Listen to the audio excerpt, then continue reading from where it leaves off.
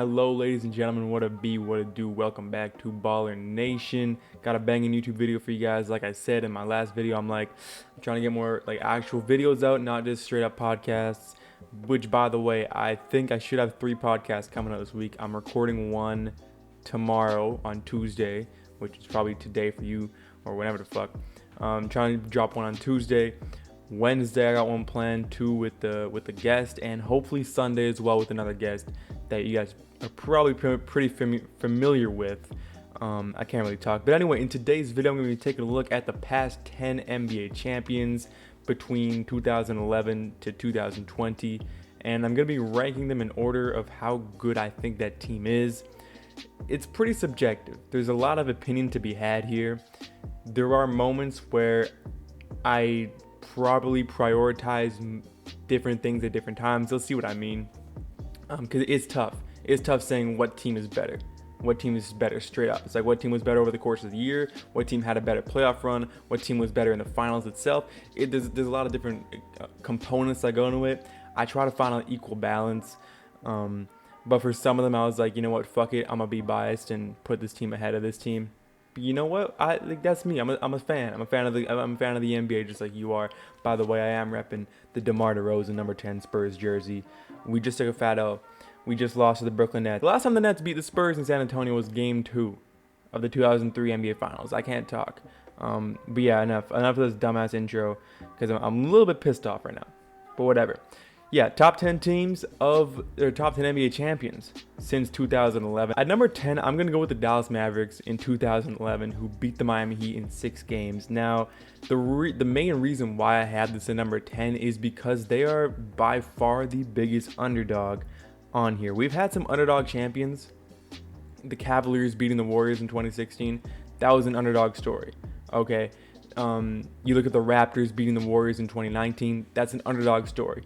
But the difference is when the Mavericks beat the Miami Heat in 2011, there was no injuries or suspensions that really played a big part in that I can think of. There might have been one. Maybe I'm an idiot. I'm missing one. But even in 2016, Draymond misses a game. Andrew Bogut gets suspended, and right now you're like, oh, Andrew Bogut, he's fucking shit. But if you remember back in 2015, 2016, Andrew Bogut was a really good player. So was Draymond Green. He was a hella good player. So missing those few games, I mean, that's obviously an excuse people can look at. 2019, obviously, with the Golden State Warriors, you're missing Kevin Durant. You're missing Klay Thompson for a little bit there. I think DeMarcus Cousins was coming off an injury as well. So you can always use that excuse. 2011 was just straight up, it was the lowest point in LeBron's career. And that had nothing to do with injuries. To the best of my knowledge, it had nothing to do with his mentals, as far as off the court issues he was going through, like family members passing away or something like that. To the best of my knowledge, he just straight up played bad, and a lot of that had to do with the fact that the Dallas Mavericks played really good defense. I mean, Miami didn't get over 100 points. They got over 100 points once in the 2011 NBA Finals, which is ridiculous. I think the Mavericks, the defense they played in the 2011 Finals is extremely underrated, because you look at that Miami Heat offense and you look at the players that Miami Heat had, you'd expect them to get over 100 points at least more than one time during a 6-game NBA Finals series, but they weren't able to do that. Led by Dirk Nowitzki. Definitely a very heartwarming NBA championship, and one that almost feels too good to be true. Like, what the fuck just happened? Coming out at number 9 for me is the 2019 Toronto Raptors. That's going to be an unpopular one with my Canadian viewers out there. I'm sorry. By the way, I am Canadian. I am. Toronto's they're my second favorite team. They may have finessed Kawhi Leonard away from us, from the Spurs, but whatever.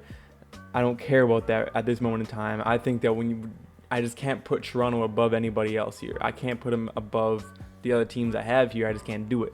I tried, but there's just no way I can do it. First of all, Kawhi Leonard in 2019 gave us one of the greatest playoff runs we've ever seen an individual give us. He had one of the greatest individual playoff runs of all time. And it's one that's going to go down in history. And I think right now, no one's really talking about it. It's like, all right, it happened 2 years ago. No one really cares. But when we look back 20, 30 years from now, we're looking back at the most at some of the greatest playoff runs of all time. We're going to be thinking of, some of the LeBron James ones, some of the Michael Jordan ones, Shaquille O'Neal during the three-peat the Lakers had. We're going to be looking back at some of those, and we're going to be talking about Kawhi Leonard in 2019. I mean, he was sensational. He really carried the Toronto Raptors through the first two rounds of the playoff series of the playoffs. And once Toronto's bench sort of stepped up in Game 3 of the Eastern Conference Finals against the Bucks, that's when it really flipped on its head. That's when Toronto went from just being this fun team that can make the third round of the playoffs.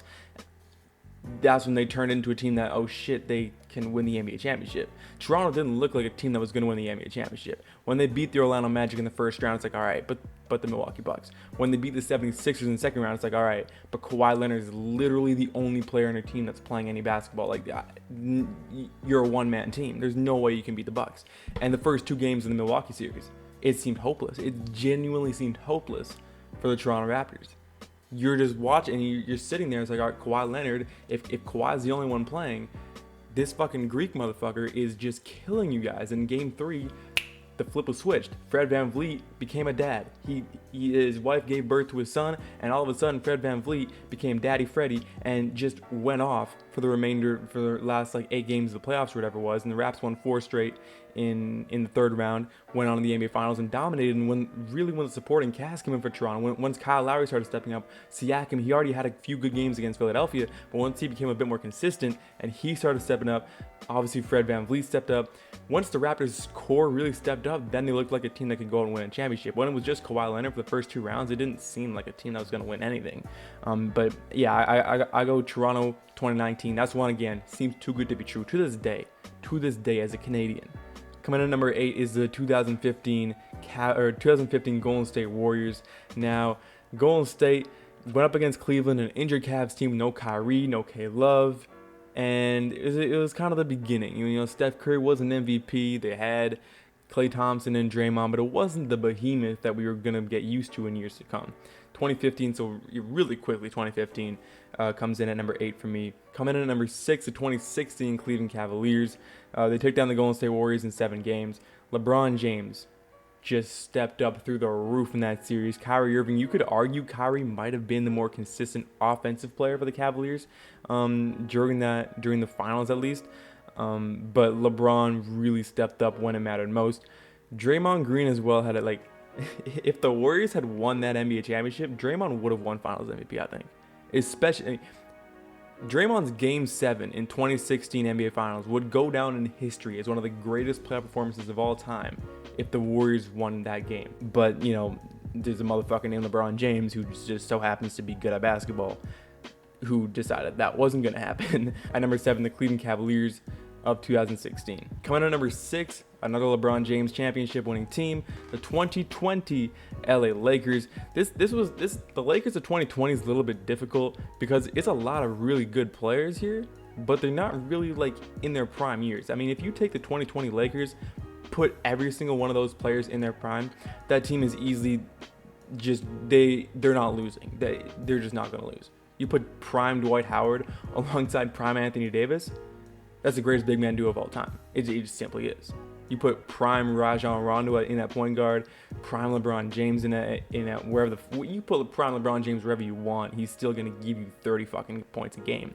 But if the Lakers in 2020 were all in their prime, that's one of the greatest teams of all time, if not the greatest team of all time. And I didn't even mention a few of their other players. So it's a bit interesting because guys like Dwight Howard, they played their role in the team. JaVale McGee played their role in their team, but it's weird because they weren't really prime players. They weren't in their prime. Rondo as well. LeBron, you could argue too, is not really in his prime. Anthony Davis, I think, is the only player you could argue in 2020 that's the best Anthony Davis we've ever seen, and maybe we ever will see. Even though I think he's still got a lot left to prove. So yeah, 2020, I've gone with the Lakers. At number 5, another LeBron James-led team, the 2012 Miami Heat, the 5th best team to win an NBA championship in the 2010s decade. This team, this is LeBron's first championship, and he gave us one of the greatest quotes of all time, and one of the quotes that I literally quote to myself all the time. It's about damn time. Shout out LeBron James. The thing is with this too, before this 2012 NBA Finals series, LeBron was literally labeled as a playoff choker, a guy who could never get the job done, a guy who just couldn't win NBA championships. He just didn't have it in him.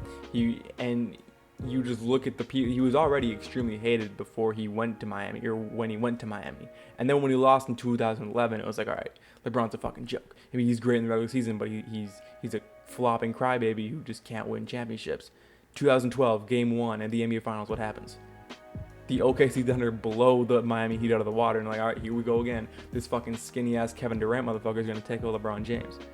But LeBron, and this was really, I think, the biggest playoff series, I think, in LeBron's career. This one against the Celtics, maybe two. Got a few big ones. But this is the one where it's like, all right, LeBron said, you know what, fuck you guys. Watch me go win a championship. And of course, after he wins the NBA championship, everyone's like, oh, well, it's just, of course he wins that one. It's easiest against the fucking shitty-ass Thunder. But credit where credit is due. LeBron James, there was a team in front of him. He beat him, took him down. 2012 Miami Heat, the fifth best team to ever win a championship in the 2010s. Coming in at number 4 from me, the 2013 Miami Heat, another LeBron James-led team here. We got 4 in a row LeBron teams before we get into the top 3. 2013 is a tough year. As a Spurs fan, I was very young. And I don't remember this at all. Like I didn't watch basketball games back then. My parents wouldn't let me. I just checked the scores in the morning. So I was very heartbroken when I found my Spurs lost. Game 6 was really the killer, but we lost Game 7 as well. And I don't watch highlights of my team losing. It's like if I see my team that lost Game 7, I'm not going to go watch the highlights of my team losing. I'm just not going to do that. Like, I'm already broken that we lost. Why the fuck would I watch my team lose? Like, this is stupid. So, like, to this day, I haven't watched highlights of that Game 7.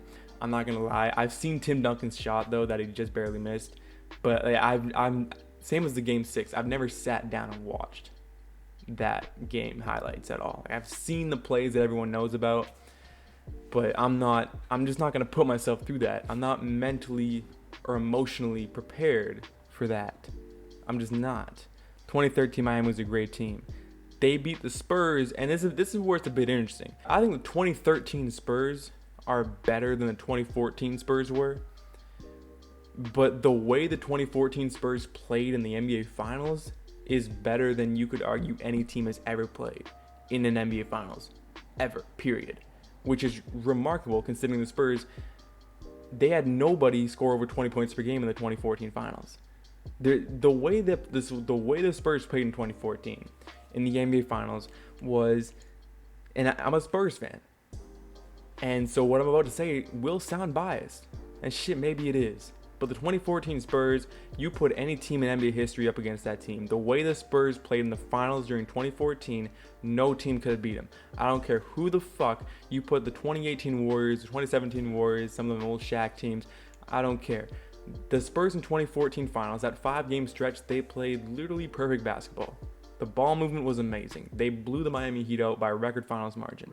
They played the most beautiful basketball we'll ever watch in history. They were efficient beyond fuck. Everybody had it clicking. Patty Mills, Danny Green, Tony Parker, Manu Ginobili, Tim Duncan, Kawhi. The whole team was going off. Boris Diaw was going off. Thiago Splitter was getting revenge. Everybody was going off during the 2014 NBA Finals. The whole team had it going. And for that reason, I got to put the 2014 San Antonio Spurs as the third greatest team to win an NBA championship between 2011 and 2020. The number 2 spot, 2018 Golden State Warriors. I mean, there's not a lot to talk about. At number 1 is the 2017 Golden State Warriors. It's kind of boring at this point. I mean, this team, no one fucking liked. Nobody liked the 2017-2018 Warriors. Nobody liked them. Literally nobody. No one. You didn't like them. No one fucking liked them. The minute Kevin Durant joined him, it was like, first of all, everyone already disliked him in 2016. Everyone loved it and laughed at them when LeBron James destroyed him. when they made the 3-1 comeback, and we're all like, yeah, fuck Golden State, 3-1, 3-1, all this, that, and the other. And the reason is, we hated the bandwagon Warriors fans more than we hated the team that the bandwagon Warriors fans bandwagoned onto and cheered for. Anyway, that's my top 10 teams. So there you go. If you're coming here from TikTok, which you definitely are, because ain't no way I'm getting organic reach on YouTube yet. Thank you very much. Subscribe if you're new around here. Like, comment. Ladies and gentlemen, thank you very much for watching. Peace out. Let me get more volume.